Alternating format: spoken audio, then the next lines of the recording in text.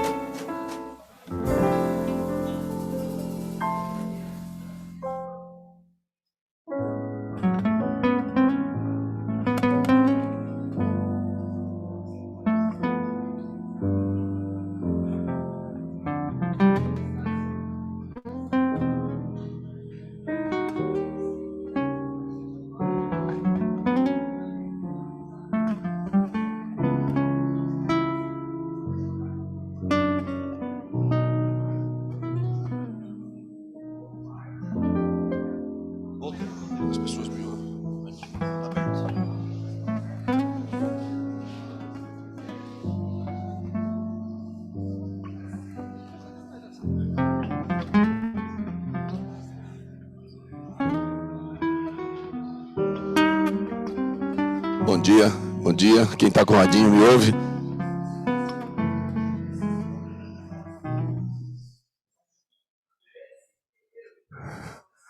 Bom dia, bom dia. Quem está com o radinho ouve? Só dá um toque aí para... esse sistema é um negócio diferente, a gente não tem o retorno, né? Então a gente fica sem saber se as pessoas estão ouvindo ou não. Dá uma sensação que você está falando sozinho aqui. Gente, olha, até por uma recomendação da própria organização, eles pediram para aguardar uns 5, 10 minutinhos, porque tem muita fila lá na entrada, então a gente tem a chance das pessoas entrarem e virem participar com a gente. Então vamos dar mais só uns minutinhos e a gente já começa, tá bom?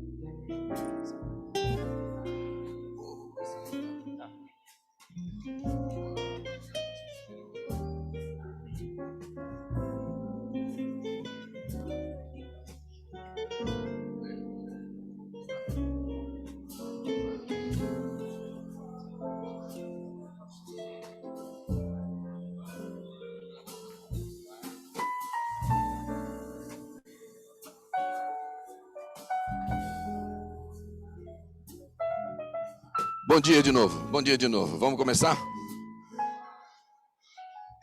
Eu queria começar, eu queria convidar meus colegas aqui que vão participar da apresentação para se acomodarem nas cadeiras aqui. Fabiano, por favor. Guilherme, por favor. Aqui tem os radinhos aqui, né? Vocês fiquem aqui. O Gil está lá, terminando ali um último detalhe, já vem aí.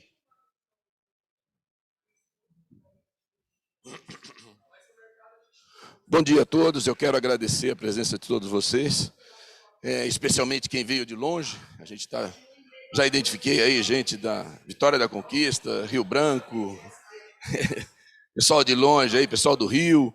A gente identificou aí pessoal de todas as partes, pessoal aí de São Paulo. Muito obrigado pela presença, muito obrigado aí por vocês terem vindo. Hoje nós vamos falar basicamente das soluções da Topocart. Eu vou fazer uma rápida apresentação da Topocart, do institucional da Topocart. Depois a gente vai ter as apresentações técnicas com os meus colegas Fabiano e Gil, e o nosso convidado especial aqui, o Guilherme, que vai dar uma palhinha para a gente aí. Muito obrigado de antemão. Bom, a Topocart, vamos lá? Vamos começar? A Topocart é uma empresa de 30 anos de mercado. Foi fundada agora, dia 1º de agosto, nós fizemos 30 anos de operação, e nós estamos num momento muito interessante agora, porque nós estamos fazendo o lançamento de uma nova marca, estamos fazendo o lançamento de uma nova plataforma tecnológica, e é isso que a gente vai mostrar para vocês hoje. Lá no nosso stand nós estamos mostrando isso, nós estamos apresentando isso, e é isso que a gente vai mostrar.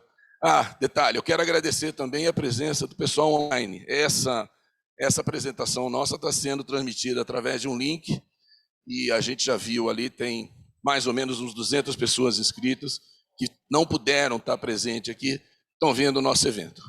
Vamos lá. Topocart, então, 30 anos, nova marca. Essa aqui é a nova marca da Topocart, que a gente está lançando aqui no evento. Uma plataforma moderna, uma coisa moderna. Peraí. Eu estou aqui esperando que alguém passe, está comigo aqui. Vixe. Peraí, gente.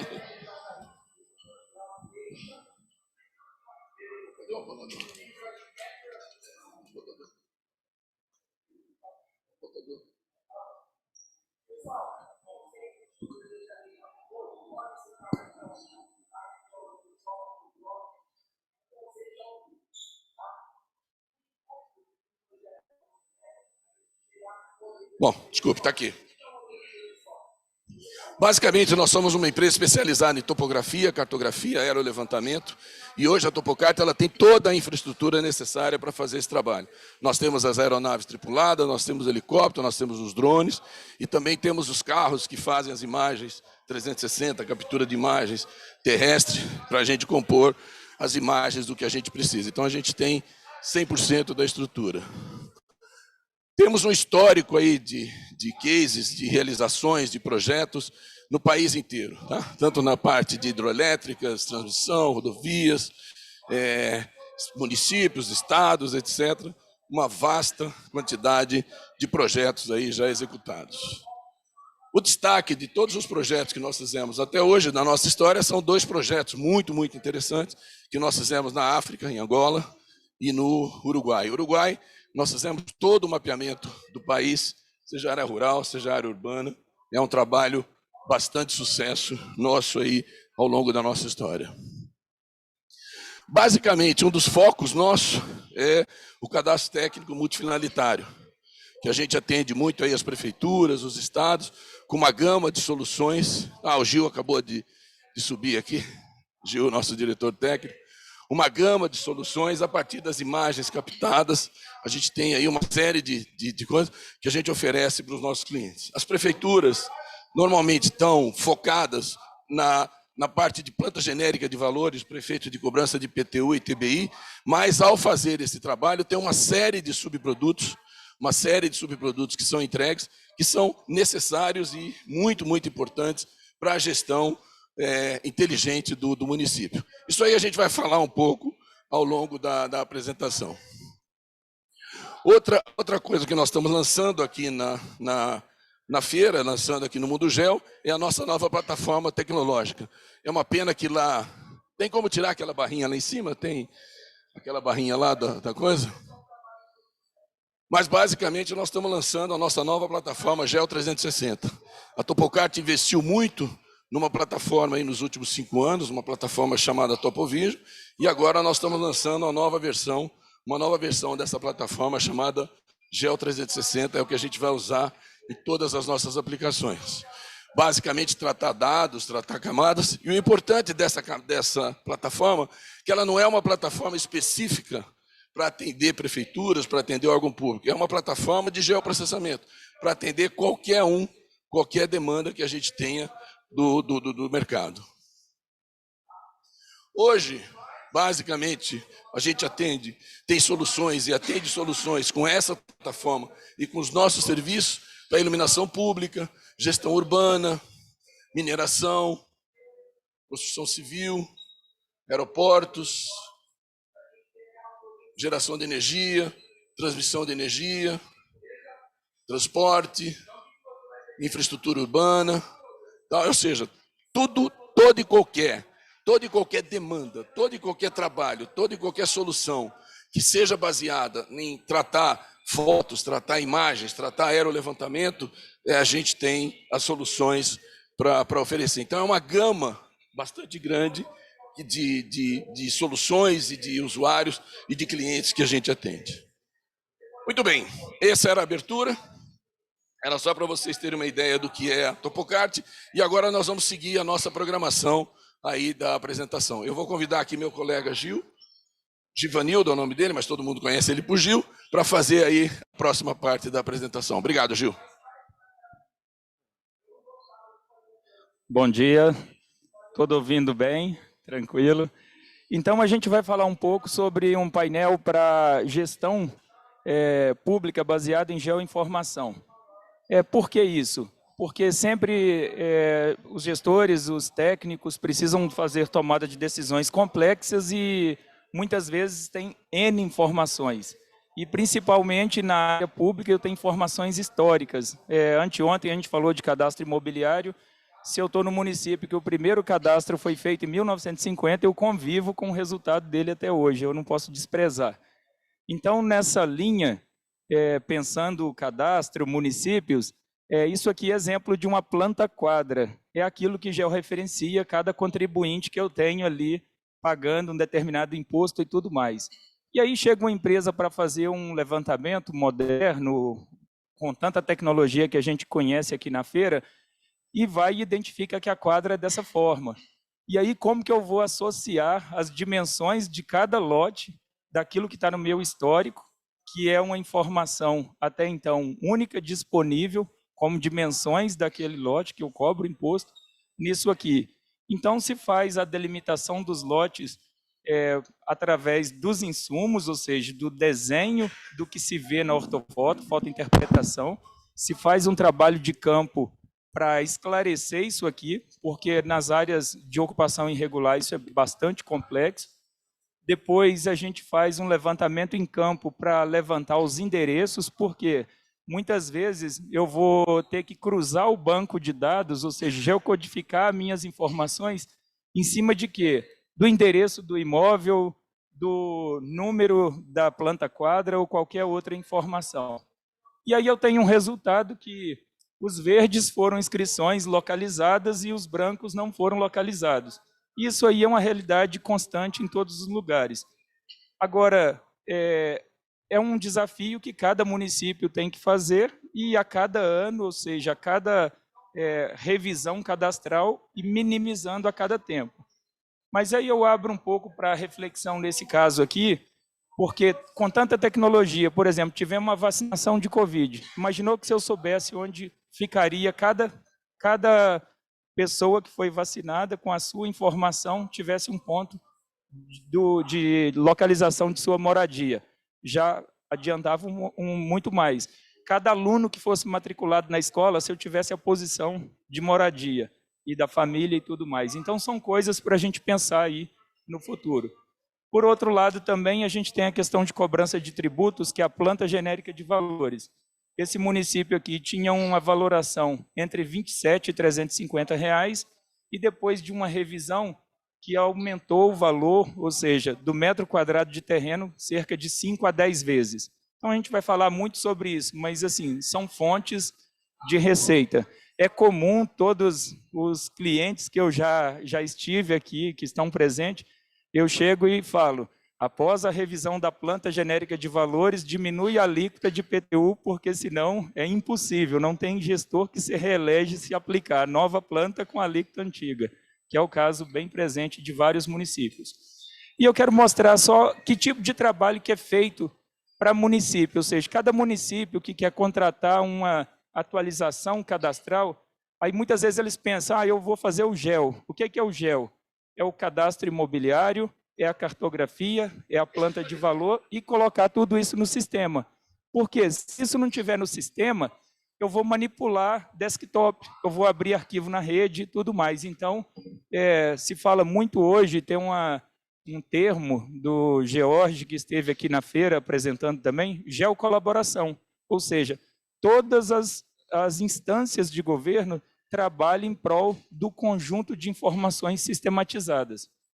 E nessa linha, o que é importante, seja governo municipal, estadual, federal, é o quê? Um repositório único, camadas estruturadas, e cada secretaria produz, edita, informa dados em suas camadas, e através de um cruzamento ou disponibilização eu faço várias análises dessas camadas em conjunto. Então, o cadastro imobiliário, finanças está interessado no tributos, o planejamento está interessado em conhecer a cidade, o meio ambiente em licenciamentos, e cada um precisa de um subproduto diferente. Então, aqui na feira a gente visualiza muito demonstração de drone, empresas de fotogrametria, laser, satélite. E o que é que o município precisa, o que é que a organização, a empresa, até a empresa privada mesmo precisa? Precisa daquele conjunto de tecnologias que vão permitir análises em todas as instâncias. Essa que é sempre a visão que é preciso ter. Então, no cadastro imobiliário tem uma sequência de levantamento. Que sequência é essa? Faz a cobertura fotogramétrica, mede em 3D. Depois eu vou mostrar o que é a medição em 3D. É diferente de vetorização.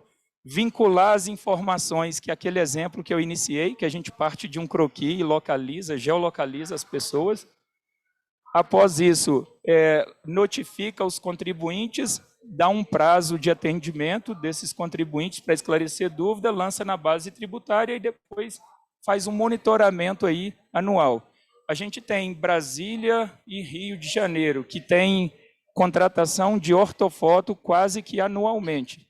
Às vezes salta um ano, mas, ou seja, essas duas cidades se destacam porque todo ano tem uma nova ortofoto de 10 centímetros de resolução, com bastante detalhe para monitorar aí as alterações.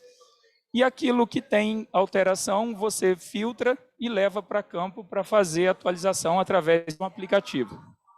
Então, o que é a medição 3D? Isso aqui usa muito em projetos de cartografia de qualquer natureza. É a estereorrestituição. Um técnico com um óculos, um monitor 3D, com toda uma placa e um software específico, eu consigo visualizar sobre a imagem em ambiente de estereoscopia e desenhar a projeção térrea, a projeção superior, saber a altura dos elementos e, depois disso, fazer ainda uma classificação das edificações. Por quê? Num cadastro imobiliário é comum que um galpão tenha um preço diferenciado de uma casa, de uma loja, de um apartamento, de um telheiro. Então, já se faz essa classificação. Então, o cadastro em campo não é eliminado. Por que não eliminado? Porque a dificuldade de identificar o proprietário. Só existe dívida se existe um proprietário e um CPF lá inscrito no Banco Tributário. Quando é muito comum os cadastros estarem incompletos com informações, por exemplo, como CPF. E aí, se eu não tenho essa informação, CPF do contribuinte, eu não posso levar para a dívida ativa. Então, fica a dívida na inscrição, mas eu não tenho como executar. E número de cadastradores, assusta muito. Manaus, para fazer 500 mil de unidades, nós trabalhamos com 80 cadastradores, cerca de 1 ano e meio. Em Parauapebas, nós estamos com 35, em Vitória da Conquista, 18. Então, gerir tudo isso precisa de aplicativo robusto, porque se o aplicativo falha, eu perco o trabalho de muita gente. E hoje não descarrega dados de um aplicativo plugando um cabo no PC.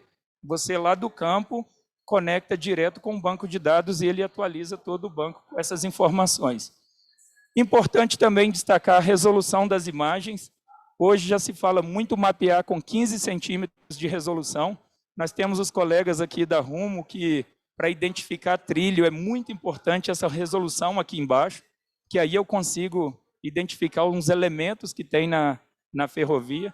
No caso do ambiente urbano, eu quero cadastrar boca de lobo, PV, identificar tampas que tem ao longo do asfalto. Eu tenho muito mais resolução. E muito mais resolução para identificar as parcelas. E hoje a gente tem uma norma cartográfica, que é o PEC-PCD, que estabelece, por exemplo, em função da escala da carta, a precisão planimétrica, precisão altimétrica. Então, é uma cartografia que precisa ser acompanhada segundo essa normatização. Os equipamentos. Essa é uma câmera de grande formato. Importante essa foto do lado, porque a gente está conhecendo muitas câmeras de drone, que são câmeras ótimas, que têm grande produtividade. Mas com essa câmera, por exemplo, a gente mapeou todo o Uruguai. E por que a gente conseguiu, vamos dizer, atender aquele cronograma e aquele custo? Porque a 22 mil pés, cada faixa de voo abrangia 7 quilômetros. Então, eu estava voando 400 quilômetros por hora, fazendo faixa de 7 quilômetros de largura. Então, tinha uma produtividade muito grande. Outra coisa, com essas câmeras eu posso colher o infravermelho próximo. E aí, no lugar do verde, eu vou combinando as bandas espectrais e vou destacando o alvo. Assim como aquela imagem da direita. Aquela área escura eu não sei o que é, mas na hora que eu vejo no infravermelho, é uma área úmida. Então, toda vez que eu tenho que licenciar projetos, aprovar determinados traçados de variante de rodovia, estradas, eu conhecer o infravermelho é importante porque, às vezes, eu estou aprovando determinados projetos em cima de área sensivelmente do ponto de vista ambiental. Temos também o 360, que está aqui do lado. Nós tivemos o prazer de aqui só olhar para trás para ver o carro. Não é o nosso, é de uma empresa que trabalha também, mas é esse equipamento, ou seja, você coleta os dados georreferenciados e você pode cadastrar aquilo que está no ambiente do logradouro, ou seja, fazer medidas, desenhar, extrair feições e fazer atualização de cadastro, por exemplo, sinalização e todas as características conforme está indicado. E também aqui, para exemplificar, são municípios médios que a gente trabalhou e essa tarja escura foi o momento do cadastro e, em seguida, o ganho de receita. Então, é um trabalho que se paga, que já se fala muito nisso, tem linhas de crédito e tudo mais, mas a importância de se fazer. Então, tem números macro aqui do que a gente viu através de portais da transparência, do que foi o ganho nesses municípios. Importante também falar que no Brasil existe a INDE, Infraestrutura Nacional de Dados Espaciais. O que é isso? É todo um conjunto de normatizações e padronizações que foi bastante elaborado ao longo do tempo. Foi um trabalho das Forças Armadas, do Exército, que está aqui, os colegas, e com isso foi feita toda uma parametrização, desde que como eu estruturo um banco de dados, como que eu represento as feições, quais os metadados dessa informação e esse conjunto de normas que inclui até a validação. Por quê? É muito comum eu dizer, meu equipamento tem precisão de 2 centímetros. Tá, mas como que eu afirmo e eu atesto que tem 2 centímetros? Então, lá nas normas da INDE tem como que se faz o controle. Ah, eu quero estruturar um banco de dados pensando na interoperabilidade. Um estado vai comunicar os dados com o outro e os dois têm que estar na mesma estrutura. E aí surgiram as IDEs locais. Por exemplo, Brasília tem uma IDE do Distrito Federal, Salvador também tem uma bastante avançada. Por que as IDEs locais? Porque durante o tempo a INDE pensa no Brasil como um todo, numa escala mais macro. No cadastro imobiliário e na gestão urbana, eu chego com um mapeamento até 1:1000. Nessa hora, eu começo a visualizar feições que são particulares daquele município. Então, eu sou um município muito pequeno, ou eu sou uma empresa privada, mas é inevitável seguir, vamos dizer, a estrutura da INDE, porque um dia você vai ter que fornecer um dado para uma secretaria de meio ambiente, para uma autarquia qualquer do governo. E esse dado minimamente tem que ter um metadado que diz a origem, a precisão, a época de aquisição, a tecnologia utilizada, porque senão ele é simplesmente um dado perdido. Eu posso criar um vetor que diz que representa um rio, mas eu não tenho a origem dessa informação. Sem entrar muito em detalhe, porque Índia é um mundo, e recomendo que todos que vão contratar um dia pensam nisso. Existe uma infraestrutura de dados espaciais e precisam pelo menos pesquisar por ela e adequar alguma coisa daquilo que está se buscando a essa estrutura, para não ficar com a informação solta. Vou passar para o colega Fabiano, para ele seguir aqui adiante.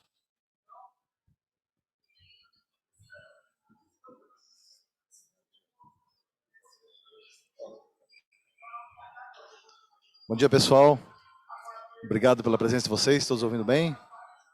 Então, tudo isso que o Gil apresentou, produção, implantação de geoprocessamento nos municípios, vai gerar uma série de produtos de diversas fontes, produtos de levantamento aerofotogramétrico, cartografia, restituição, levantamento de fotos 360. Então, tudo isso precisa ser integrado, documentado, armazenado, e o SIG, o GEO, o sistema de geoprocessamento, ele vem justamente para materializar esses conceitos que foram vistos aqui pelo Gil. Então, o sistema de geoprocessamento da Topocart é o GEO 360, como o Pedro comentou, a gente trouxe uma versão muito moderna do sistema, do antigo Topovision, trazendo tanto na parte da estrutura, da arquitetura do sistema, o conceito do sistema sendo muito mais autônomo, permitindo com que os usuários, nossos clientes, possam criar e customizar grande parte das ações que são feitas no tratamento dos dados espaciais. Ele tem um conceito multitenante que, para quem atua na iniciativa privada, por exemplo, e tem vários clientes, pode implantar vários projetos em diferentes clientes sem necessidade de replicar códigos, Então, simplesmente criando os usuários específicos de cada cliente e depois disponibilizando esses usuários, para serem utilizados em cada um dos seus projetos. Para municípios, cada módulo é um projeto que pode ser configurado e construído por um conjunto grande de usuários, e tudo isso classificado com permissões previamente definidas pelo administrador do projeto. E essas camadas que são organizadas em cada projeto, elas podem ser tanto publicadas em portais, quanto disponibilizadas em um aplicativo de coleta offline, e também pode ser adicionadas em projetos distintos. Então, eu posso ter lá, por exemplo, uma camada lotes do projeto do cadastro imobiliário, que pode ser compartilhada e visualizada por um projeto de meio ambiente, por exemplo, para fazer uma fiscalização ambiental de campo, uma análise de supressão de vegetação, e visualizando os dados literais, inclusive, daquela camada lote, naquele projeto de meio ambiente. Então, é um sistema altamente integrado, onde todas as camadas que são importadas e editadas dentro de cada projeto pode ser compartilhada entre todos os usuários dentro de uma mesma instituição. Outra questão muito importante é que é uma plataforma genérica. Existem os módulos específicos, com ferramentas específicas para vinculação de edificações e lotes no cadastro fiscal, a criação de edição de mapas de zoneamento de plano diretor no projeto lá de planejamento urbano, e esses elementos são integrados, de tal forma com que a gente possa estar aplicando essa ferramenta, né, para inúmeras atividades. Para a iniciativa privada, por exemplo, é possível criar projetos e importar camadas de diversas fontes. Os principais formatos de dados vetoriais, por exemplo, né, KML, Shapefile, DXF, é possível importar esses formatos, né, em novas camadas ou até em camadas existentes para manutenção dos dados, né, posteriormente à implantação do geoprocessamento municipal. Aqui eu mostro um pouquinho da estrutura, né? A gente fala que é um tripé, porque a plataforma está integrada com um app. Esse app a gente pode utilizar tanto usando a internet ou baixando a camada offline. A gente consegue baixar as camadas offline de todos os projetos, tanto as vetoriais quanto as matriciais, para trabalhar em campo sem internet. A gente consegue ter no app um conjunto muito grande de funções que tem na plataforma, inclusive a edição geométrica, então eu consigo desenhar polígonos no campo, no modo offline, eu consigo editar os polígonos, vértices de polígonos, acrescentar vértices de polígonos, inserir documentos no campo, registrar fotografias no campo, preencher formulários no campo. Esses formulários podem ser previamente criados dentro da plataforma e podem ser editados no aplicativo offline. E depois a gente tem integrado a plataforma, né, esses dados são sincronizados na medida que acessa a internet, né, no aplicativo, e já são carregados diretamente na plataforma, né, sem necessidade de aplicativos adicionais ou de plugins. E depois nós temos cada projeto criado no sistema, né, e é criado de forma customizada pelo próprio usuário, não é necessária a interação de equipe de analista de sistemas para poder criar projetos, configurar camadas. Depois, cada projeto criado cria um site, uma página específica, uma URL específica, que o usuário pode disponibilizar, publicar quaisquer camada que tem dentro de um projeto e quaisquer campo dos formulários de cada camada dentro do projeto para um portal para que seus clientes ou a sociedade, né, um grupo de usuários de visualização possam estar acessando a publicação desses dados. Na questão da gestão municipal, né, a gente tem um conceito bem interessante nessa questão de criação de projetos, porque a gente consegue, na medida que todos sabem que a implantação do sistema de geoprocessamento municipal não é algo do dia para a noite, né? Então é construído de forma processual, né? Desde a coleta dos dados de cartografia e de fotogrametria para medição dos imóveis, até fazer com que essa cultura seja disseminada em todas as secretarias e cada secretaria possa, enfim, ter as suas camadas específicas, né, de gestão e controle, e possa estar criando isso dentro do sistema. Hoje nós já temos vários municípios que várias secretarias já usam o sistema de forma integrada, inclusive para poder gerar autosserviços que eu vou mostrar ali na sequência, né? Então a gente consegue, através da nossa plataforma, disseminar a utilização de geoprocessamento em secretarias, né, que antes tinham pouco acesso às informações geográficas, que ficavam muito vinculadas ao cadastro imobiliário, né? Então isso é possível através dessa integração das camadas entre as diversas secretarias. Não só a nível municipal, mas a gente também já tem exemplos de municípios que já tem convênios, né, com cartórios, inclusive Brusque, né, o município de Criciúma também, já tem convênios com o governo do estado, onde fornece a base do Observatório de Valores Imobiliários, fornece as avaliações dos imóveis para o governo do estado utilizar no ITCMD, em troca ganha benefícios como base de dados de cartão de crédito, por exemplo, né, para poder fazer fiscalização da empresa. Então, a gente já tem exemplos da plataforma WebGIS GEO 360, da Topocart, em que municípios conseguem disponibilizar a plataforma, fornecer usuários da plataforma para acessar os projetos específicos da prefeitura para atividades integradas com o governo e com cartórios, por exemplo. Aqui a gente fala um pouquinho da aplicação da plataforma para acesso a autosserviços, né? Então, com a lei do governo digital, está tendo uma demanda muito grande, né? A pandemia acelerou um pouquinho esse processo, né, de gerar os serviços e disponibilizar a informação não só internamente para gestores e para técnicos, mas também para a sociedade utilizar. Então a gente tem já vários exemplos em que a gente fornece serviços que estão integrados com os projetos dentro dos módulos, né, da plataforma. Então a gente tem, primeiramente, a integração dos dados de cada camada de imóveis com o sistema tributário municipal. Hoje já temos várias plataformas de sistemas tributários integradas, IPM, Beta, GovBR, Pública. Então, tudo isso pode ser integrado na plataforma com acesso aos dados de IBCI e ser feita uma manutenção de duas vias, né? Tanto no sistema tributário quanto aqui na plataforma. Esses dados vinculados a outros bancos de dados, como o cadastro de atividades, por exemplo, já permitem que o contribuinte acesse o portal do cadastro imobiliário através do site da prefeitura e já consiga fazer uma consulta de atividades econômicas. Pode saber o que ele pode não só construir como consulta prévia de viabilidade de construção, mas também o uso que ele pode atribuir àquela parcela. Já saiu uma declaração, né, sobre a permissividade, né, daquela atividade naquela parcela. A consulta de viabilidade de construção é um outro serviço que é gerado de forma acessível na internet, né, pelo contribuinte. Então, no próprio portal do cadastro imobiliário no município, o contribuinte encontra a sua parcela através do número do cadastro ou do CPF, e ele consegue extrair, então, uma consulta de viabilidade que é totalmente integrada e dinâmica com os módulos do sistema. Então, por exemplo, a equipe de cadastro imobiliário está atualizando constantemente lotes, construções, logradouros. A equipe de planejamento urbano está atualizando constantemente o mapa de zoneamento do plano diretor, os índices urbanísticos, né? Assim que o Conselho das Cidades faz alguma atualização.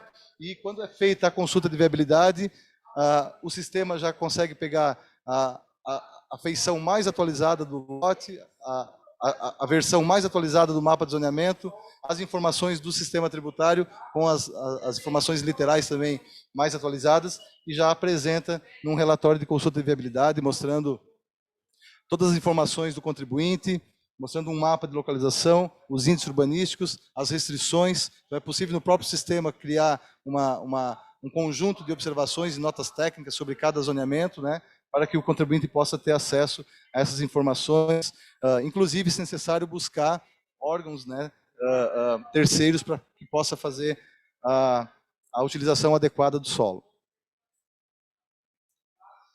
Bom, a partir daí, outras secretarias, né, em alguns dos nossos clientes também já começaram a utilizar a plataforma para a gestão de suas atividades, né. Esse município, por exemplo, de Criciúma, a equipe da Fundação Ambiental já utiliza para fazer todo o gerenciamento das autuações, das certidões, das licenças. Aqui a equipe de obras utiliza para fazer todo o cadastro de casas abandonadas, as notificações de calçada, faz a fiscalização quando tem a foto 360 na própria foto 360, ou então em campo com o aplicativo. Isso gera um ponto, ou pode ser um novo formulário na própria camada de lotes, né? Tem uma autonomia para poder definir, né, qual é a camada geográfica que vai ser utilizada para poder fazer essa notificação. O próprio relatório já é construído na própria plataforma pelo usuário. Ele tem a capacidade de escolher quais campos do formulário ele quer que apareça no relatório, o mapa, fotografia, se tiver algum documento associado àquela geometria. E ele consegue, então, gerar uma notificação, né? Esse caso aqui é uma notificação de calçada, então é feita a fiscalização e gera a notificação de calçada para ser enviada para o contribuinte para que ele possa regularizar, né, a sua condição. Enfim, a gente tem uma aplicação exclusiva da Itopocart, que é o Observatório de Valores Imobiliários. Então, a gente transformou o processo de trabalhar com a planta de valores, né? Tradicionalmente, a planta de valores era realizada de forma estática, a cada 10, 15 anos, né, no município. A gente desenvolveu uma plataforma em que todo o fluxo de elaboração da planta de valores ele é construído internamente, desde a coleta de amostragem, né, até a parte de análise de dados, modelagem, criação das equações. Então, tudo isso está sistematizado dentro do sistema, em conformidade com a 14653, né, que é a NBR de avaliação de imóveis, utilizando para cada tipologia diferentes modelos, né. Para terrenos, por exemplo, a gente tem a possibilidade não só de criar equações por regressão linear múltipla, mas também utilizando modelos de regressão espacial, utilizando a geoestatística, né, para criar os variogramas e a superfície de valor do metro quadrado por criagem ordinária. Então, a gente tem dentro da plataforma conjunto de ferramentas que permite criar um banco de dados do mercado imobiliário de diversas fontes. A gente faz a coleta de amostras por varredura em cada via da cidade, cadastrando cada placa de imóvel à venda, construindo um conjunto de informações e amostras que possa ser utilizado depois para avaliar cada tipologia. A gente utiliza também raspagem de dados, a gente tem os robozinhos que fazem a raspagem de dados, como complementação à coleta de campo, a gente dá preferência por utilizar a informação direta, né, principalmente. Esses dados são analisados, identificação de outlayers, imóveis que estão com especulação imobiliária, tratar a elasticidade, tirar a questão da corretagem, tudo isso é analisado e as amostras que são utilizadas no modelo, então, são selecionadas para que possa ser criado uma superfície de valor de metro quadrado para a estimativa do valor em toda a cidade. Então, a gente cria uma matriz, a cada 10 metros em toda a área urbana da cidade tem um valor de metro quadrado. Como a nossa plataforma ela já é espacial, então o próprio usuário pode escolher qual camada ele quer utilizar para representar a planta de valores, importar essa camada no sistema, seja uma zona fiscal, seja uma face de quadros, seja um trecho do logradouro, e extrair a informação da matriz e ajustar com uma série de etapas, né, que tem na nossa metodologia. Nós criamos aqui dentro da metodologia uma série de conceitos, mapeamento da estrutura espacial da cidade, definição de domínios geográficos para criar os blocos diferentes de zonas homólogas e valorização.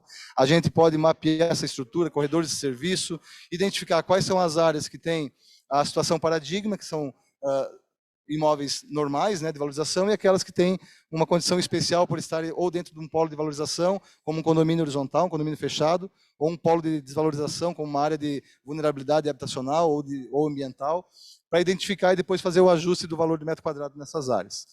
Tem toda uma gama de ferramentas para a criação das equações. Então, a gente constrói as equações de avaliação dentro do próprio sistema, né? A partir do momento que estimou o valor de metro quadrado na matriz de superfície por krigagem, a gente consegue utilizar esse valor de metro quadrado numa equação de avaliação de terrenos, né, buscando a área do sistema tributário, já para fazer a simulação do valor venal do imóvel. As construções, da mesma forma, a gente pode utilizar o método evolutivo, né, somando o valor do terreno ao valor das construções, usar custo de reprodução, criando um formulário com o valor de metro quadrado de referência das construções, os fatores de obsolescência, e também pode criar equações de avaliação de construções, como apartamentos, por exemplo, por regressão linear múltipla, né? Não apenas por custo de reprodução. Toda essa gama, né, essa configuração dessas etapas de construção dos modelos de avaliação, elas vêm para um portal. Assim como o portal de consulta de viabilidade, existe o portal de avaliação. Aí esse é mais interno, onde apenas os auditores fiscais do município acesso para poder fazer as consultas diárias, né, de avaliação dos imóveis e aplicar principalmente o ITBI, né, no dia a dia. Não precisa guardar lá a aprovação do legislativo para utilizar o valor do imóvel apenas no IPTU, né. A planta de valores, ela não precisa ser diferente para IPTU ou ITBI.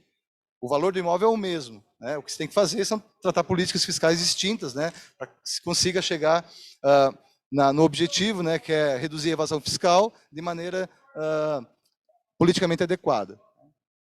E a gente também tem, para finalizar aqui, estava falando em Colab ontem, né, que o Jorge falou, a gente também tem, dentro do portal, uma ferramenta colaborativa, em que na medida que o município vai criando os convênios, né, com imobiliárias, construtoras, eles mesmos conseguem lançar as novas amostras no sistema, numa camada separada da camada do modelo, evidentemente, né, uma camada temporária, que depois a equipe vai analisar e incluir ou não dentro da camada de modelagem.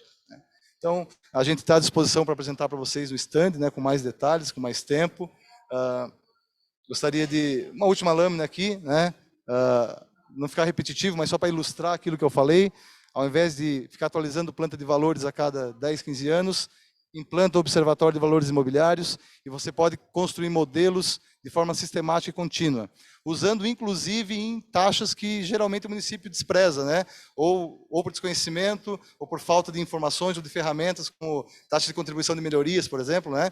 A ferramenta é espacial, então você consegue definir para cada obra, lançar a obra, saber quem é impactado pela obra e criando modelos em diferentes épocas, você consegue definir qual é o índice de valorização nesse período, né, para cada imóvel que está dentro daquela área de influência da obra. Então isso é bem interessante. Gostaria de agradecer a presença de vocês e agradecer principalmente a presença do diretor de tributos, que eu vou chamar do município de Brusque, o Guilherme, né? Foi nosso primeiro cliente do observatório e vai trazer aqui alguns resultados já que eles conseguiram encontrar nesses primeiros anos aí, né, de utilização da plataforma. Obrigado, passo para o Guilherme.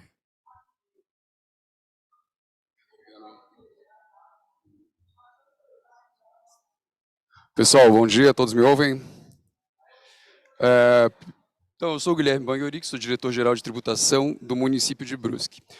O município de Brusque fica em Santa Catarina, né? Fica numa região de vales, e o mercado imobiliário lá, ele se estabeleceu principalmente pela força de trabalho que veio trabalhar na indústria têxtil, né? Lá nós tínhamos a indústria têxtil muito forte, né? Porém, num processo ali final dos anos 80, percorrendo os anos 90 até o início dos anos 2000, a indústria têxtil da cidade foi quebrando, né? E a cidade foi evoluindo mais para uma questão de empreendedorismo, né? O pessoal que saiu daquelas empresas criou suas próprias empresas, né? E lá foi se estabelecendo uma dinâmica mais forte, vamos dizer assim, no mercado imobiliário, né? Também puxado pelo grande crescimento das cidades litorâneas que nós temos lá, por exemplo, Balneário Camboriú, né? A gente foi sempre pegando uma ponta do que acontecia lá e a gente veio assim nas últimas décadas crescendo muito em relação à questão de transações imobiliárias. E aí surgiu a nossa dor, a dor do município de Brusque. Primeiro pergunta assim, quem aqui é de prefeitura? Nós temos muitas pessoas que trabalham municipal, ó, bastante gente, que bacana. Da área fiscal, trabalhando exclusivamente, ó, que legal, pessoal, são meus colegas então, bacana. Então vocês vão, assim, entender dessa dor, né? Quando a gente observa o mercado imobiliário, assim, ponto a ponto, transação a transação, você acaba perdendo um pouco o feeling do mercado, da dinâmica, né? Porque você vai vendo, você compreende o que acontece na movimentação de mercado depois que aconteceu. Então você está sempre se adaptando, né? Você está sempre se adaptando ao que vem acontecendo no mercado. E aí nós aqui, a nossa equipe, né, inclusive a equipe hoje que trabalha lá no GEL está aqui, nós fomos buscar soluções para isso, né? A gente se embrenhou um pouco na academia, né? Em 2019 fizemos um excelente curso promovido pelo GOT, né, o Grupo de Transformação, Observação e Transformação do Território, com o professor Everton da Silva e o Diego Erba. E lá eles nos apresentaram esse conceito de avaliação em massa e o conceito que mais assim mexeu com a nossa imaginação, que foi o do observatório, né, que o Fabiano já exemplificou muito bem, né, o Observatório de Valores Imobiliários.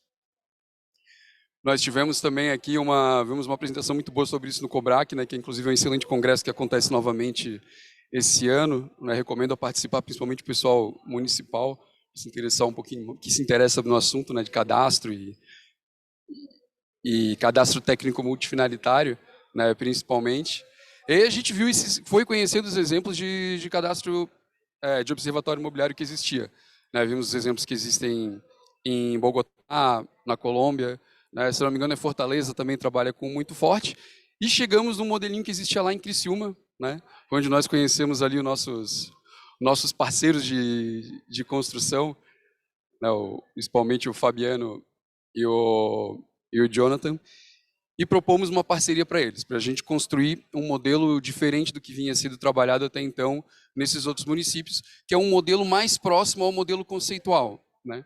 Um modelo que não apenas tivesse ali o poder público verificando as situações e estabelecendo seus modelos, mas um modelo que também tivesse a participação da iniciativa privada, ou seja, atores do mercado imobiliário, em geral, pudessem colaborar para isso, né? Dessa maneira, a gente criaria uma simbiose, né? Não seria apenas aquela questão ali, a prefeitura, né, o poder público definindo valores, mas sim uma troca. E isso vem bem de encontro às concepções sobre ITBI que se consolidaram especialmente no último ano, né, em relação ao ITBI ser o imposto por declaração. Quem declara o valor de mercado é o contribuinte, né? O contribuinte é que declara a transação. Cabe ao fisco analisar se aquela transação ela está de acordo com o valor de mercado. Então, e como auferir esse valor de mercado e colocar ele à prova, né? Nada melhor do que a questão do observatório, né? E a gente foi trabalhando essa questão aqui, como o Fabiano falou, coleta de amostras, né? aplicação de geoestatística para fim que a gente pudesse definir como que o mercado vem se comportando. Então, o nosso tripé na atuação ali é do Houve Brusque, né, que é o nosso Observatório Urbano de Valores de Brusque, ele trabalhar de maneira colaborativa e ter esse dinamismo, né? O ITBI, diferente do IPTU, o ITBI ele existe para a tributação do valor do mercado imobiliário, dessas transações, né, desse ganho real que existe sobre compra e venda de imóvel. Diferente do IPTU, né? O IPTU ele tributa mais uma questão sobre a propriedade do solo e seu uso, né? Então, uma PGV, né, a planta de valores, por mais que seja louvável, salutar que ela seja revisada o mais brevemente possível, não existe um problema nela manter um nível estanque, né, em termos conceituais. Mas para o ITBI não. O ITBI ele acontece hoje, ele vai acontecer amanhã, né? Ele é o valor dele, ele precisa ser dinâmico, né? E isso aí as decisões recentes da STF elas consolidaram muito esse conceito, né? Então aqui a gente fala, né, da nossa parceria com a GEO 360, mostra um pouco aqui da visualização do sistema, né? E foi a nossa virada de chave lá dentro, porque trabalhar com a GEO 360 nos permitiu construir esse observatório, né? Nos permitiu fazer esse acompanhamento dos valores do solo e do valor imobiliário de uma maneira que antes a gente seria imaginável para uma equipe com o nosso tamanho. Hoje a equipe de avaliação ali de imóveis é de 3 pessoas, né?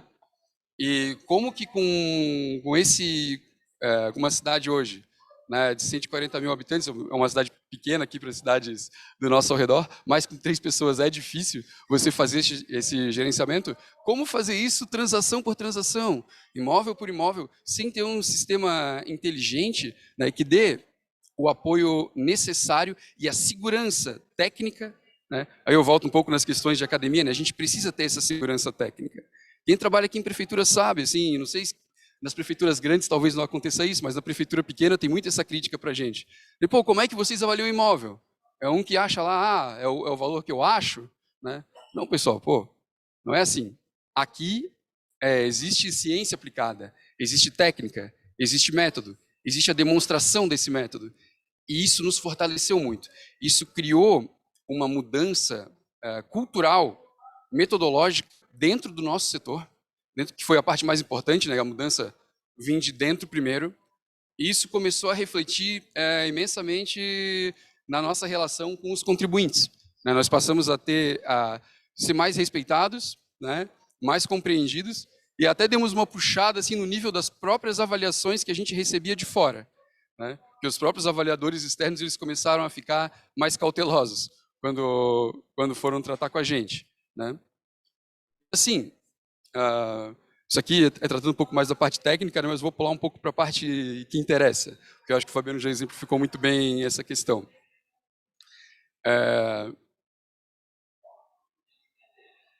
Avaliação. Quero passar para a parte de resultado, que é a parte que interessa. Isso aqui já é um pouco interessante, né? Isso aqui foi na nossa primeira avaliação, as diferenças que a gente percebeu entre a nossa PGV e os modelos que a gente vinha construindo como observatório, né? Onde a gente chegou a ter diferença percentual em alguns locais de até 4.300% de diferença de valor da PGV que estava estabelecida, né, por lei. E na menor das hipóteses foi 143% de diferença, né? É um absurdo, né? Mas é assim, nós não somos um alienígena dentro do que acontece nos municípios brasileiros, né? Se pegar os municípios brasileiros, a gente sabe que a gente vai encontrar isso, talvez como média, né? E os resultados que nós tivemos, né? Esses resultados, muitas vezes, né, eu sei que para alguns municípios maiores, em valores, né, pode parecer irrisório, né? Mas para nós, o que importa é isso. O processo iniciou em 2019, de estudo. Em 2020, foi nossa primeira tratativa com a hoje GEO 360, onde nós começamos a construir o modelo. Esses são resultados do primeiro trimestre, tá? Porque daí a gente pode ter a comparação 2022. 2021 e 2022. Olha a diferença numérica, né? Em 2020, primeiro trimestre, 1.700.000. 2021, 3.495.000. 2022, 4 milhões. Em março de 2022, nós atingimos uma arrecadação histórica no ITBI. Então, assim, isso é por conta desse estudo. Isso é por conta do observatório, isso é por conta da melhoria técnica que o observatório trouxe para a nossa equipe, para a qualidade das nossas avaliações, né, e para a dinâmica que foi dada. Esse resultado, assim, ele é com certeza, né, enche o olho de qualquer um, né, principalmente dos nossos gestores. Você vai dizer, Guilherme, mas poxa, 2020, 2021, nós tivemos uma pandemia. A pandemia, ela trouxe os investimentos que foram retirados de outras áreas para dentro do setor imobiliário, que era um setor mais seguro. Sim. Mas se a prefeitura não acompanha, se a prefeitura não sabe disso, se a prefeitura não consegue ter essa adaptação veloz, ela perde isso. Ela continua aceitando a declaração de um imóvel que vale 700 mil numa declaração por 100, por 200, né? Porque ela não tem esse acompanhamento, não tem essa noção. E aí essa mais-valia fica perdida, né? A gente não recebe esse aproveitamento.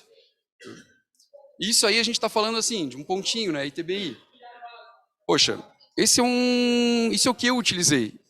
Mas para quem trabalha hoje no mercado imobiliário, por exemplo, e para quem nós vamos liberar esses dados, essas transações, você poder ter, por exemplo, na sua cidade, um boletim que você vai ter avaliação, você vai querer instalar um loteamento, e você tem ali um boletim que trata da valorização imobiliária naquela região.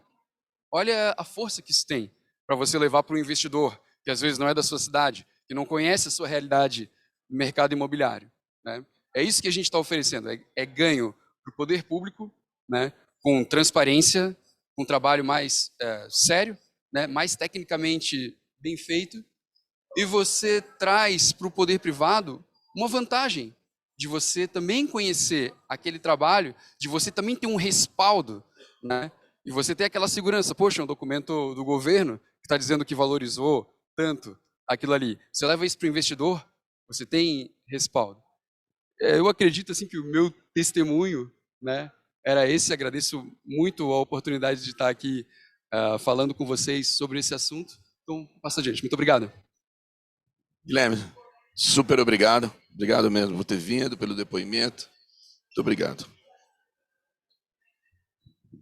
Só para avisar, nós estamos recebendo aqui via WhatsApp algumas perguntas. As pessoas estão mandando. Nós estamos com perto de 180 pessoas assistindo o evento online e estão chegando algumas perguntas. Não vai dar, óbvio, para responder tudo aqui, mas a gente com certeza vai responder todas as perguntas. Tá? Depois do evento, a gente vai mandar para todo mundo. Mas só para a gente dar uma quebrada aqui, Fabiano, chegou uma pergunta para você da Raquel, e ela está perguntando se no GEO 360, secretarias cadastradas conseguem ver as restrições existentes em algum imóvel, exemplo, ambientais, fiscais, construtivas, etc. Consegue aí?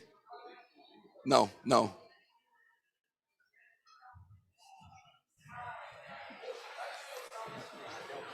Raquel.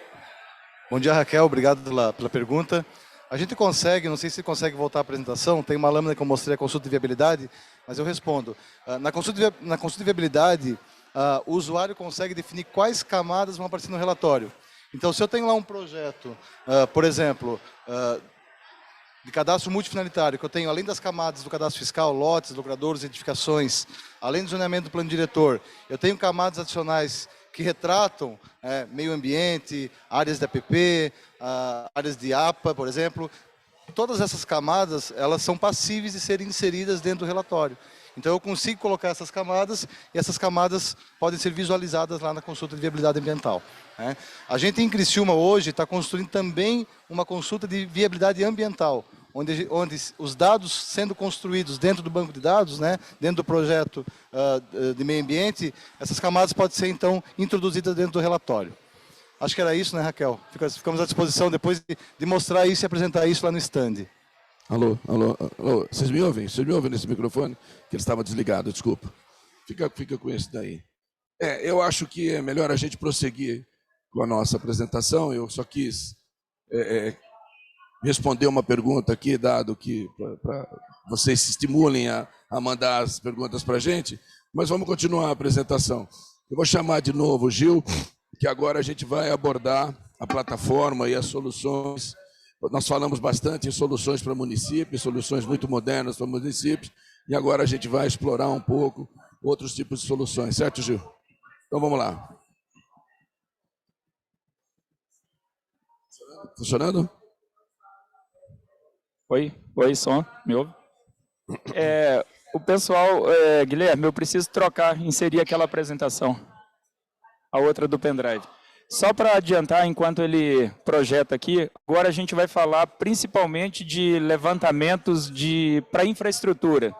Infraestrutura de qualquer tipo, geração de energia, transmissão, sistemas viários, multimodais, levantamento topográfico para projeto básico, executivo.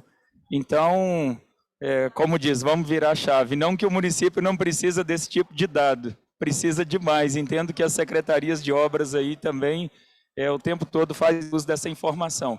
A gente vai comentar um pouco sobre as técnicas, a precisão, as dificuldades, porque quando a gente vem numa feira como essa, é memorável ter a feira presencial, poder trocar informação e ver os equipamentos.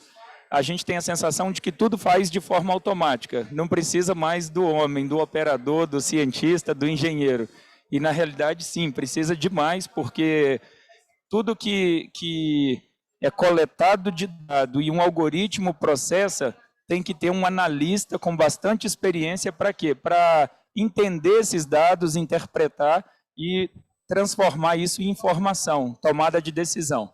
Então, eu vou falar um pouco aqui sobre essas geotecnologias e, principalmente, um viés um pouco com relação a qual tecnologia, vantagem de uma sobre a outra, custo, tempo de aquisição, todas essas questões que envolvem. Por quê? Se eu estou inicialmente pensando um estudo básico de um projeto conceitual de uma especulação, vamos chamar, eu não preciso do dado topográfico de altíssima precisão. Seria ótimo se eu tivesse o estado todo mapeado, o país todo mapeado. Mas muitas vezes eu quero só estimar ordem de grandeza e utiliza-se até informação pública.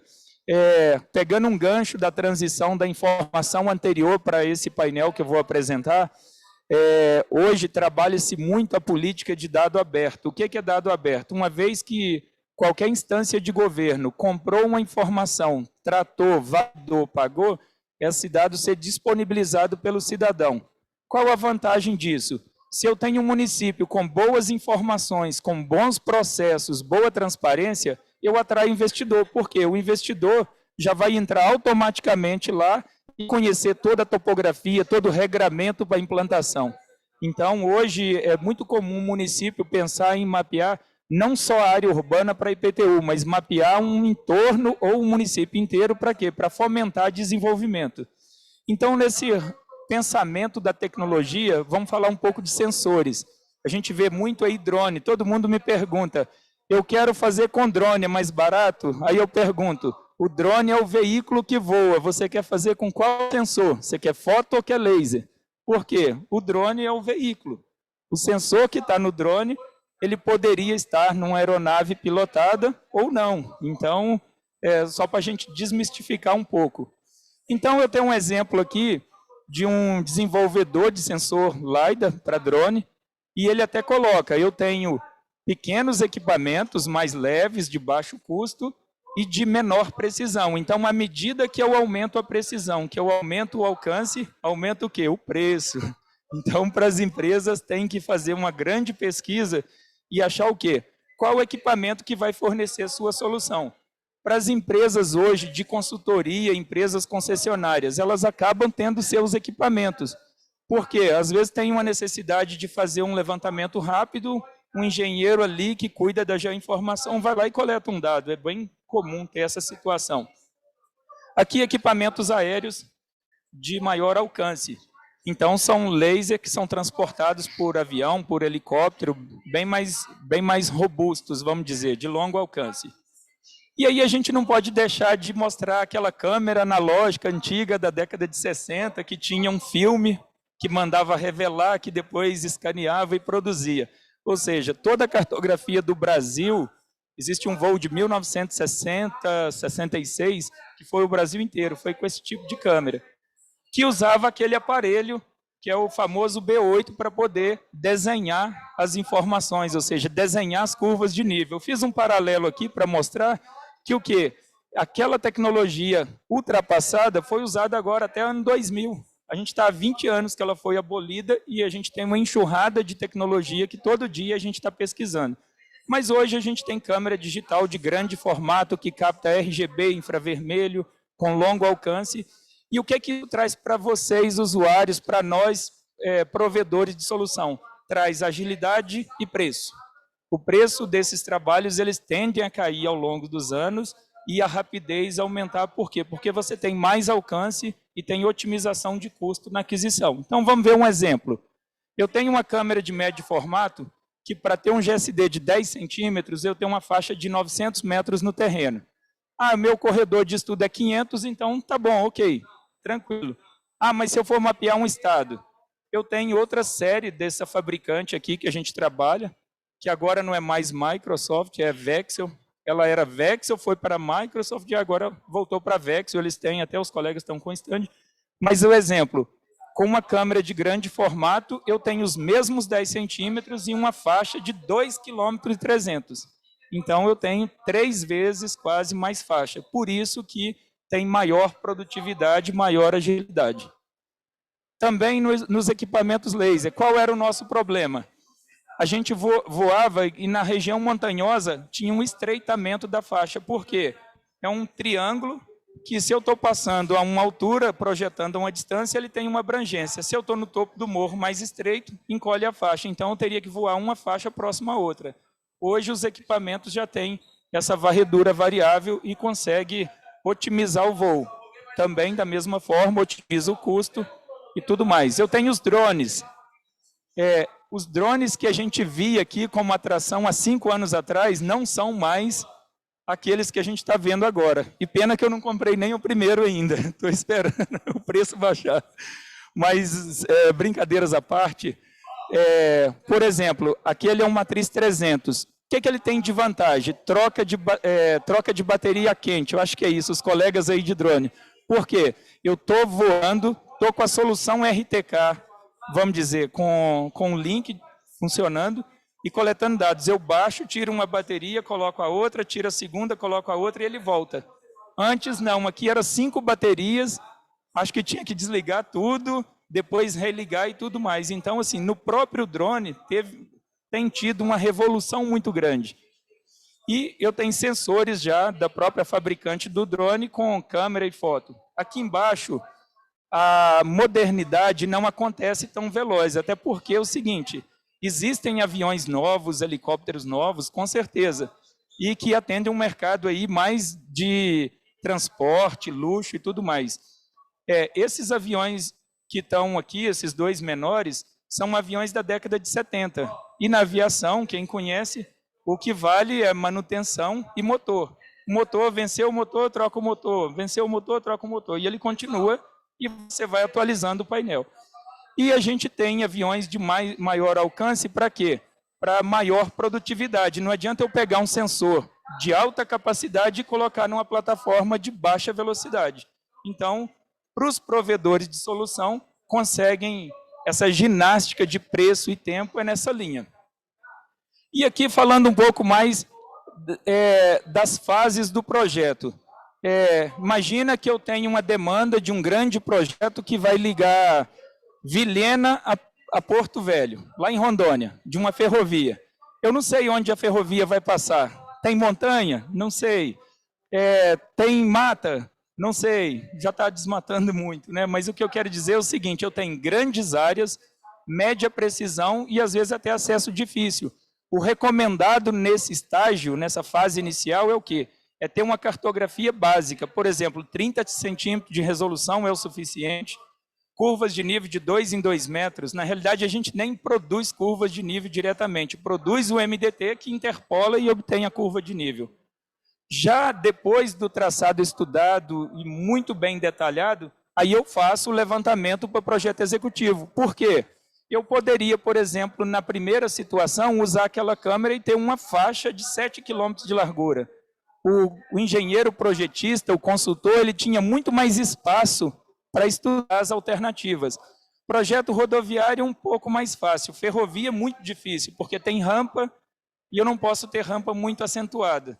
E aí teria túnel. Mas quanto custa o túnel? Ah, não, vamos aumentar o traçado para sair dessa serra. Aí fica uma extensão muito grande. Linha de transmissão é a melhor dos mundos, que passa reto. Ah, mas tem terra indígena, tem área de preservação, tem tudo mais. Mas eu não tenho a dificuldade do relevo. Então, é pensar de forma macro. Primeiro, numa faixa com menor detalhamento, menor precisão, mas bem mais abrangente. E depois, em alta precisão, onde o estudo já está consolidado. Então, nessa linha, vamos falar dos tipos de levantamento, laser aéreo e terrestre.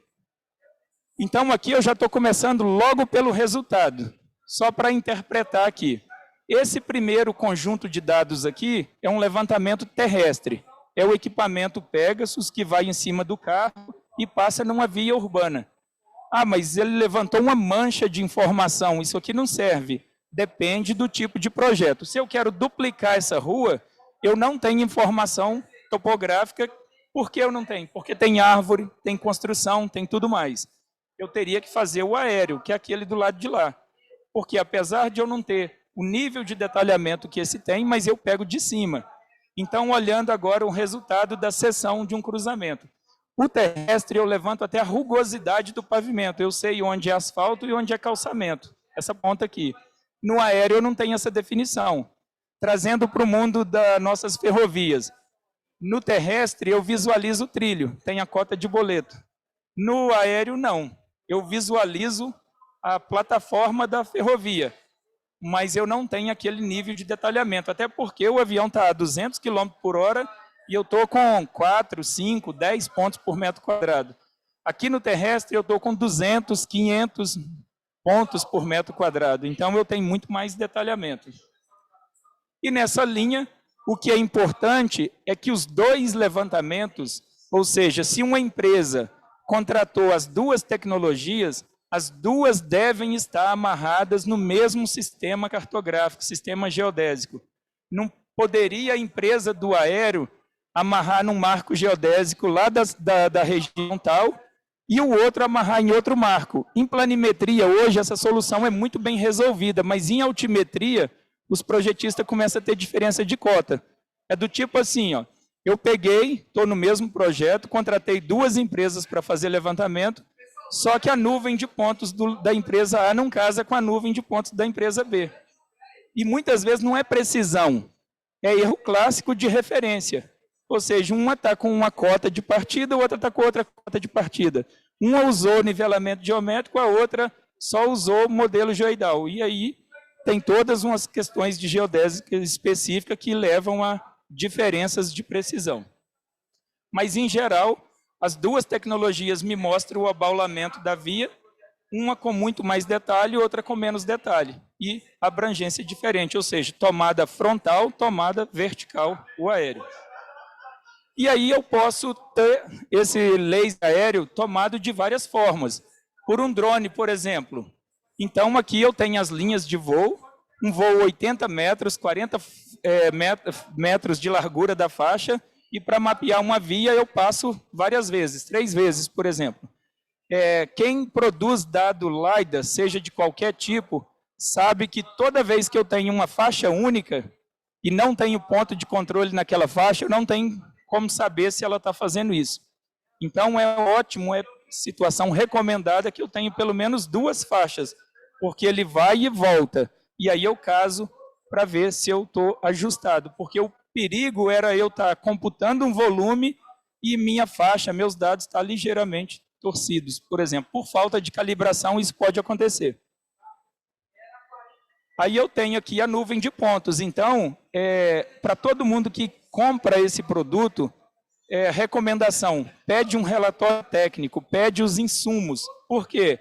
Ter a nuvem de pontos, ela é bonita, ela é colorida, ela é densa, ela é pesada, eu tenho que pedir para o chefe um computador novo, porque é muito pesado, mas é só uma nuvem de pontos. Se eu tenho um relatório técnico e todos os insumos, eu consigo identificar como foi feito, qual o equipamento, quais as precisões e quais os testes envolvidos. Então, aqui do aéreo, que é o convencional que eu chamei, um voo de 1.100 metros de altura, com a faixa de 1.000 metros, ou seja, grosso modo é 1 para 1.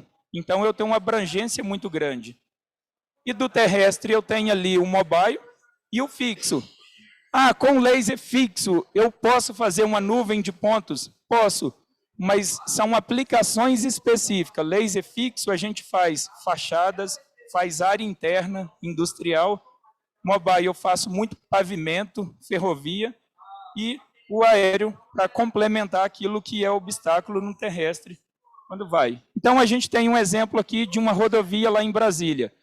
Então, eu passei na rotatória e o canteiro central, como ele é mais baixo, é onde acumula água ali, naquele ponto, eu não tive pontos. Por quê? Por causa do sombreamento da vegetação. Mas eu visualizo o perfil, a seção transversal da rodovia muito bem, porque eu tenho a canaleta, eu tenho a rede elétrica, eu tenho a vegetação e gero perfil de altíssima precisão. Então, eu posso pegar aqui e avaliar qual é a altura, o degrau entre a pista de rolamento e o acostamento, ou seja, eu tenho ali 2 centímetros, 3 centímetros, eu consigo discretizar isso. Com o aéreo eu não consigo. Então, está muito ligado o que é o alvo. Ah, o meu alvo é tal informação. Aí eu vou escolher a tecnologia. Melhor dos mundos, eu quero as duas tecnologias combinadas. Esse é o melhor cenário. Aqui os colegas, nós fizemos um levantamento e a plataforma de aquisição era o veículo de manutenção da ferrovia. Pegamos aí umas chapas, amarramos, prendemos bem para não perder o equipamento, que é a serra ali de Paranaguá, e aí fizemos a aquisição. Então, nesse levantamento, a gente percorreu esse tramo. Aquele azul lá embaixo, já chegando no litoral bem mais baixo, conta 10, 15, e aqui 1.000 e tantos. Então, quando a gente analisa essa nuvem de pontos, aí a gente identifica que a abrangência dela é dispersa. Por que a abrangência é dispersa? Porque eu tenho a vegetação na lateral o tempo todo. Se eu não tivesse vegetação, o alcance do equipamento me parece que são 100, 120 metros. Mas como eu tenho a vegetação, ele para na vegetação. Eu tenho um espaço entre as folhas, ele avança um pouco mais e para na folhagem de trás. E analisando esse trecho aqui, a gente identificou que era um túnel. Então, eu estou com a nuvem de pontos aqui e ali um perfil dessa nuvem de pontos. Então, eu tenho os 2 trilhos e tenho todo aí o gabarito do túnel bastante detalhado. E posso visualizar essa nuvem de pontos.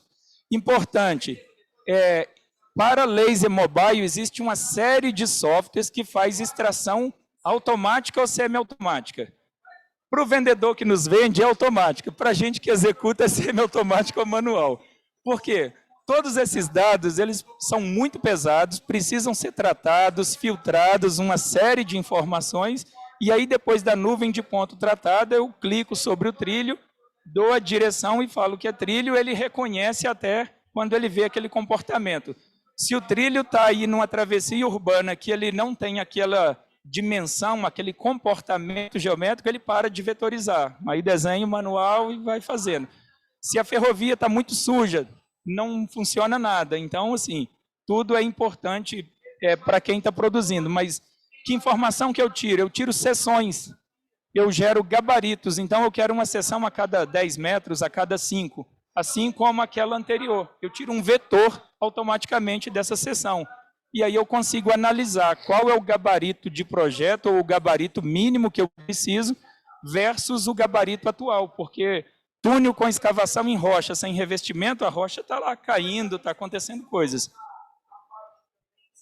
Então, aqui, dando um zoom, ou seja, isso é uma nuvem de pontos. Também aqui no ambiente urbano, projeto de drenagem urbana. Normalmente, todo mundo fala, na minha cidade teve tanto recapeamento que agora a sarjeta foi coberta e havia quase que uma coisa só com a calçada, não tem mais a sarjeta lateral. então eu consigo discretizar esse pavimento, altura do meio-fio, com quê? Com precisão, para mim saber que tamanho aí, que espessura dessa capa. Estamos trabalhando no Rio de Janeiro num programa asfalto liso. É bem interessante o asfalto liso, porque o que mais a gente reclama é o quê? Andar pela cidade e estar gastando aí o pneu e suspensão. Então, o que é? Tem que fazer recapeamento. Qual é a camada de recapeamento? Então, passa-se o laser, identifica as irregularidades, como aquela figura do meio, e aqui eu gero uma superfície. Essa superfície, o que está abaixo e o que está acima. Para quê? Para calcular o volume de material e qual tratamento ser aplicado. Porque numa situação de recapeamento é fresar e pavimentar.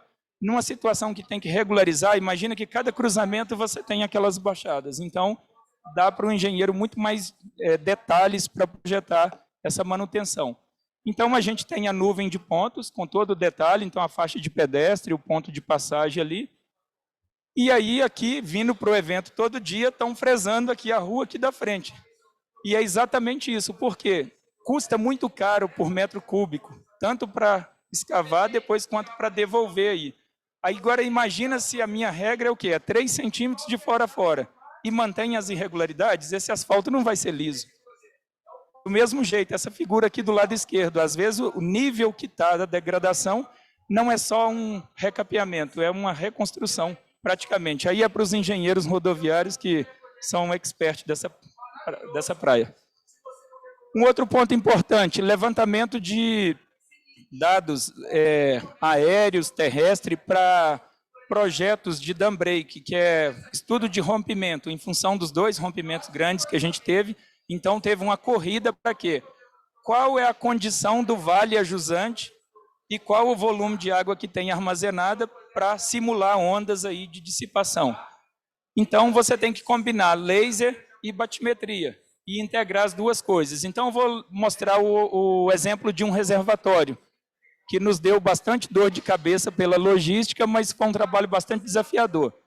Essa aqui é a hidrelétrica de Balbina, fica a 150 quilômetros a norte de Manaus, e a área molhada é do tamanho do Distrito Federal, 5.000 e poucos quilômetros quadrados, no meio da floresta. É uma hidrelétrica construída na década de 80, e qual que era o objetivo? Mapeia todo o reservatório e depois faz-se toda a batimetria e quer uma única informação. Para a cota de operação, quantos bilhões de metro cúbico tem armazenado. Se essa cota baixar, quanto? É o que chama curva, cota, área, volume. Esse foi o projeto. Foi um projeto de 2 anos, com uma logística muito grande. Então, o que é que usou para voar? Usamos helicóptero, por quê? Por causa da nuvem. Lá, quando tinha teto de voo na condição ótima, era 300 metros. E tinha que pousar ali nas imediações, nas ilhas e tudo, porque o tempo fechava de uma hora para outra. Então, foi uma logística muito grande. E desse voo, perfilhamento LiDAR, foi feito o MDT e as cartas, ou seja, a carta da parte seca, só do nível d'água para cima, que foi esse caso aqui. E aí a gente tinha que saber quanto que tinha abaixo. Para quê? Para fazer cota, área, volume. E aí, nessa hora, foi feito batimetria. E aí, como lá não foi desmatado, então tinha que navegar com barco, transitando entre as árvores. Então, o número de quilometragem de batimetria foi mais ou menos suficiente para dar uma volta completa na Terra. Foram 35.000 quilômetros de linha batimétrica. Foram 3 equipes por um bom tempo, praticamente 1 ano trabalhando. Viram onça, viram tudo um pouco. E o voo também foi um voo de 6 meses com uma extensão muito grande. Por quê? Porque era muito baixo. Aí uma reflexão, daria para eu pegar um LiDAR que poderia colocar num avião super rápido a 5 km de altura? Infelizmente não, porque as nuvens estão baixas todos os dias. E aí teria que voar embaixo das nuvens, que era a única condição de avançar. Então essas eram as linhas batimétricas. E ao final, a gente tinha essa marca que é a identificação de onde as linhas passaram. E após o tratamento, eu reconstituo o leito do rio antes da inundação, ou seja, depois de todo esse mapeamento, eu tenho um MDT integrado. O quê? Seco com molhado, 2 metodologias e uma série de algoritmos, engenharia e mão de obra. Quando a gente fala de trabalho como esse, o trabalho de escritório é coisa de 20 mil horas de trabalho, um trabalho de equipe grande tratando esses dados, porque não é só algoritmo, envolve um trabalho muito grande. Esse é um trabalho que a gente está fazendo agora, que é a medição dos volumes dos açudes lá da transposição do Rio São Francisco. Então, aqui está a cartografia, mas na parte molhada pegou só água, mas eu peguei a parte seca. Por que se faz voo em borda de açude e reservatório? Porque nem sempre ele está na cota máxima, ele está com volume baixo.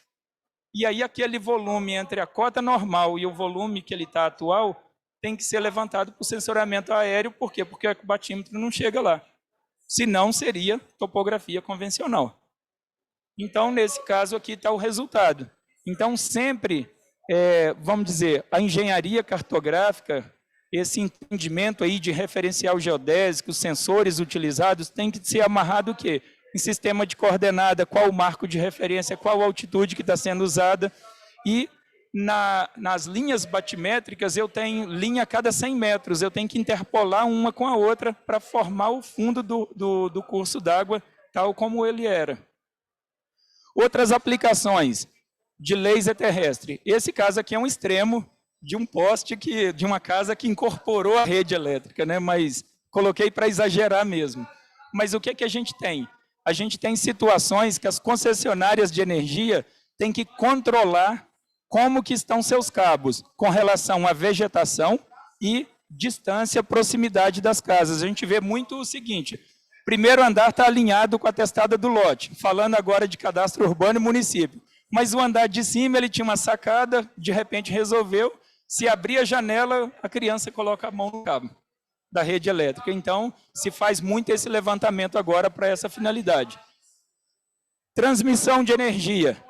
Todos os concessionários precisam monitorar a vegetação, porque em caso de desligamento, a multa é muito grande. Então, a ONS tem uma vigilância constante contra todas as transmissoras e elas estão monitorando agora a vegetação, ou seja, inclusive uma empresa lá de Manaus, ele faz o seguinte: ele planta aquela espécie comum da linha lá no canteiro de obra dele e fica monitorando lá com a régua. Chegou numa determinada altura, contrata a empresa, vai lá, voa a linha inteira, porque se a Embaúba já está com 10 metros, com certeza lá mais 2 meses ele está desligando a linha. E se desliga a linha, para cada minuto aí desligado é um valor de multa suficientemente alto. E também base de dados para BIM em realidade virtual. Aí eu volto no mobile ou fixo. Quando eu vou falar de BIM, eu preciso o quê? Modelar minha edificação, seja uma edificação existente ou uma edificação nova, projetada. Até antes disso, eu vou falar um conceito, BIM-BR. Para os colegas que estão trabalhando aí, vê bastante falar isso.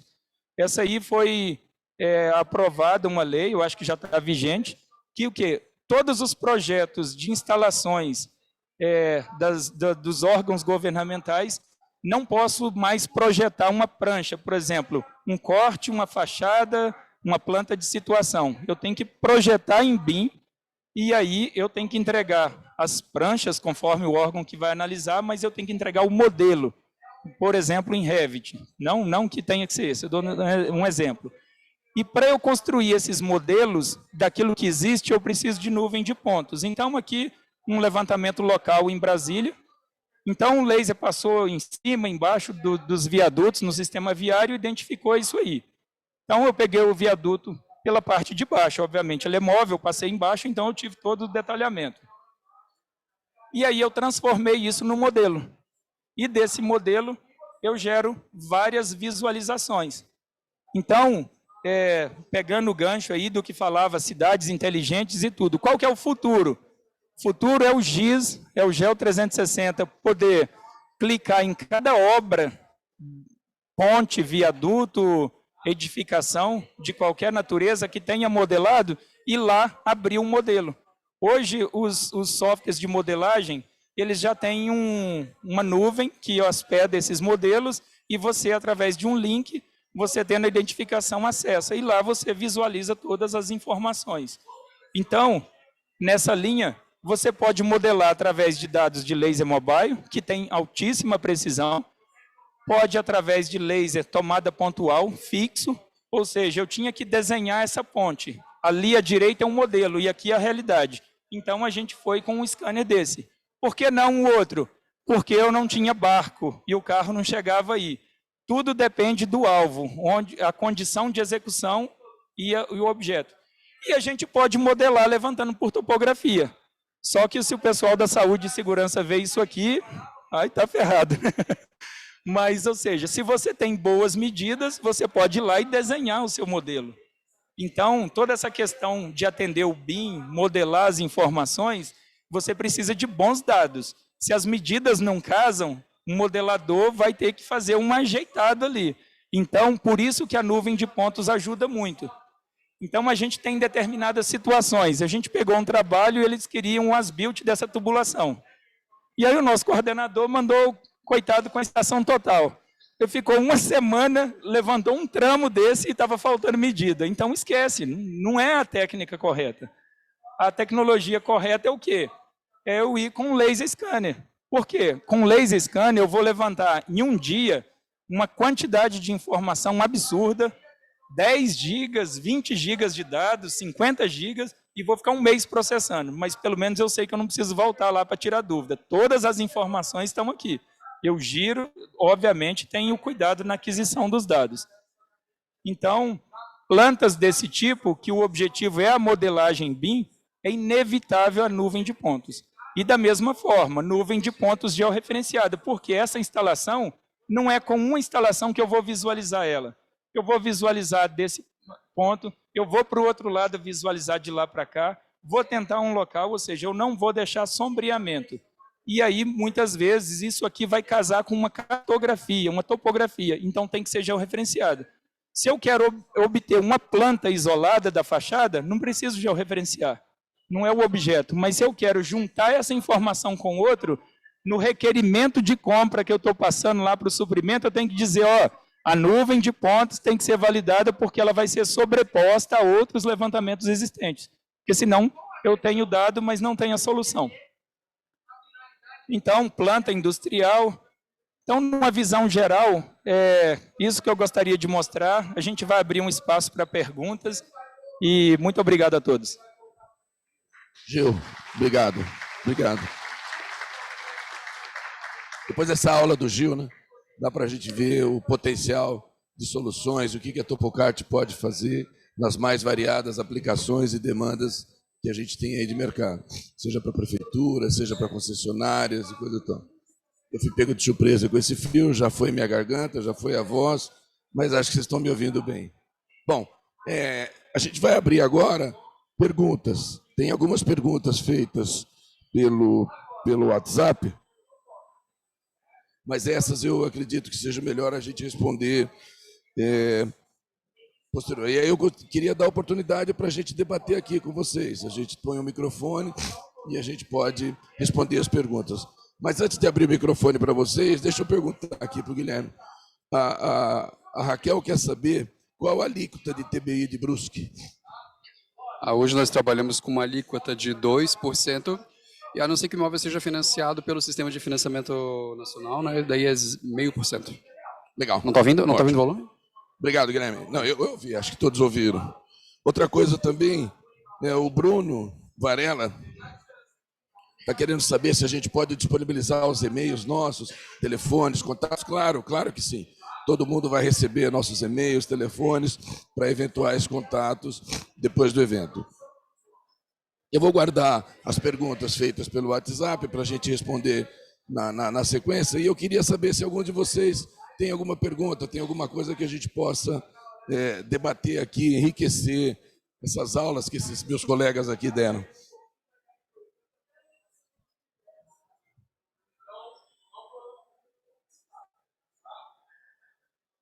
Sem perguntas?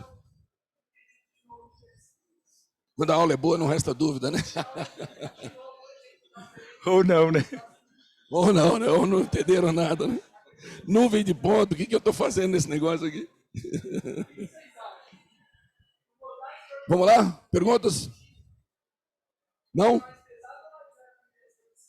Gil, Guilherme, Fabiana, muito obrigado aí pela aula, pela apresentação. pela coisa. Obrigado a todos, especialmente aqueles que vieram de longe, vieram participar aqui do nosso evento. É uma honra ter vocês aqui. Ao pessoal que está online, muito obrigado pela presença, muito obrigado pela participação. Não deixem de encaminhar as dúvidas de vocês, que vocês tiverem, e a gente agradece profundamente a presença de vocês e a participação de vocês. Nós estamos com o stand ali, e outros detalhes, ou um debate maior sobre alguma solução, alguma outra coisa, a gente está 100% à disposição de vocês.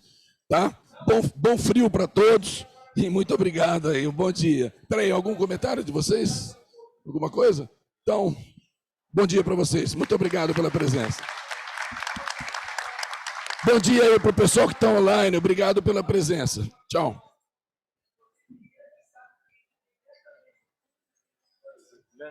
Obrigado aí pela depoimento. Obrigado.